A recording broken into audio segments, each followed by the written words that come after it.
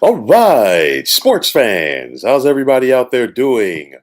William Martin coming at you one more time here on YouTube with another edition of the 300 Pounds of Sports Knowledge Podcast. Now, the powers that be who run college football are hell bent on expanding the playoff from 4 teams to 12 teams, and obviously it's going to happen. But Saturdays like yesterday are why they shouldn't try to tinker with the current recipe. Now, 3 teams that were ranked in the top 10 of the playoff rankings all lost. Tennessee fell to Georgia, Clemson lost to Notre Dame, and Alabama was shocked by LSU.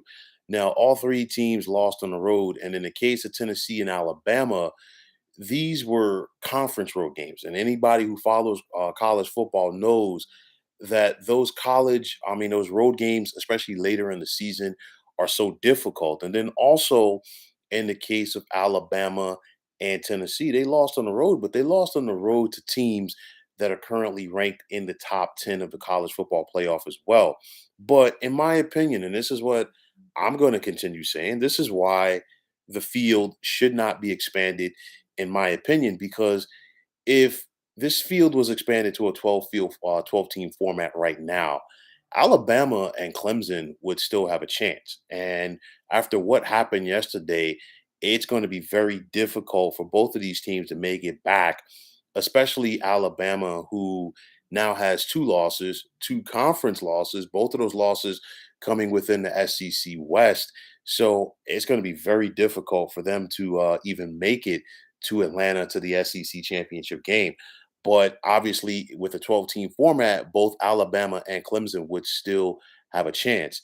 Now, what have we found out? Well, like I talked about yesterday, Georgia is still the team to beat. The Dogs, they're going to be number one once again in the polls, and they're going to head to Atlanta undefeated for the SEC championship game. Let's see who they face when they get there.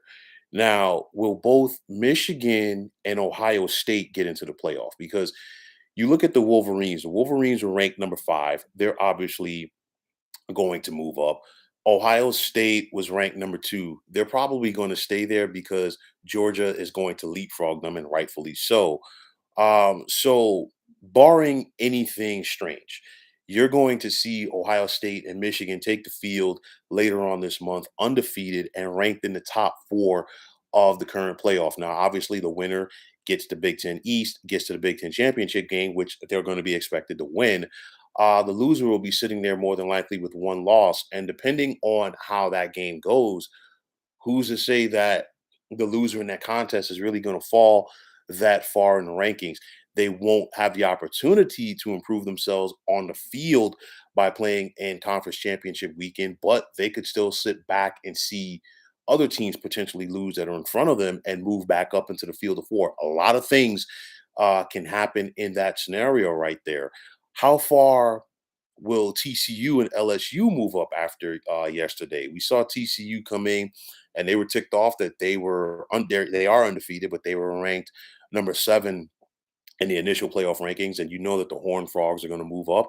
And then LSU, this is an interesting scenario because you're talking about a 2-loss LSU team, but they have to move up right now. They still have an opportunity to win the SEC West and win the SEC as a whole. So how would you deny them an opportunity to get to the playoff? How far is Tennessee going to drop? That's going to be an interesting question. They were number 1 in the initial playoff rankings. So let's see what happens there.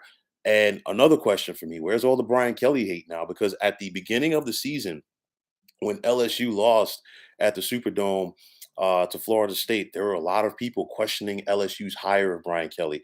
And right after that, when we saw LSU get blown out by Tennessee at home, there were even more people questioning it. But now you've got an LSU team, the 7-2, and they have a chance to win the SEC West and possibly get to the college football playoff.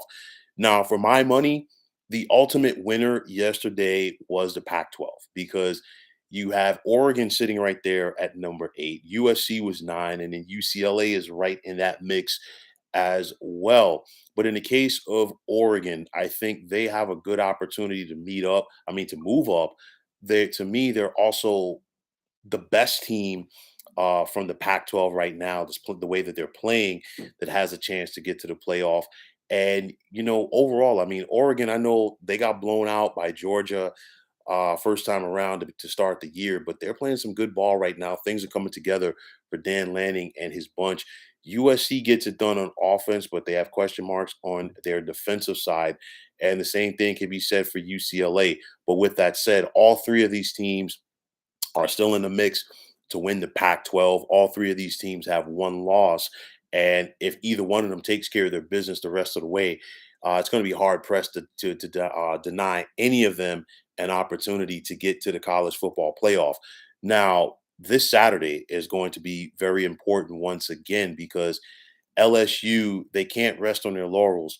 They will be on the road to take on Arkansas. And I know Arkansas lost at home to Liberty yesterday, but Liberty is a very good football team. And again, these November road conference games are always difficult. Clemson, after tasting defeat for the first time this year, will host Louisville this Saturday. How are the Tigers going to bounce back? That's going to be very important as they look to try to hang around in the mix. Alabama's going to be in Oxford to take on Ole Miss. Ole Miss has one loss, and this is a very good team under Lane Kiffin. What's going to happen right there? I think that's a swing game for both of these teams. Ole Miss could move up.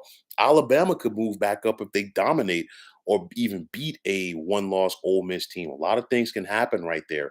Georgia is going to be on the road to take on Mississippi State. It's a game that the Bulldogs can win, but you know what? At the end of the day, another road conference game late in the season. Washington travels to take on Oregon. Both of these teams still are in the mix to win the Pac 12. Washington is playing some good ball right now, and I think this could be a big test for this Oregon club. And then finally, TCU is going to be on the road next Saturday night in Austin against Texas. And Texas was able to go on the road and get a tough road win last night against a good K State team. This, to me, will be one of the biggest tests of the season so far for Sonny Dykes and his Horned Frog team.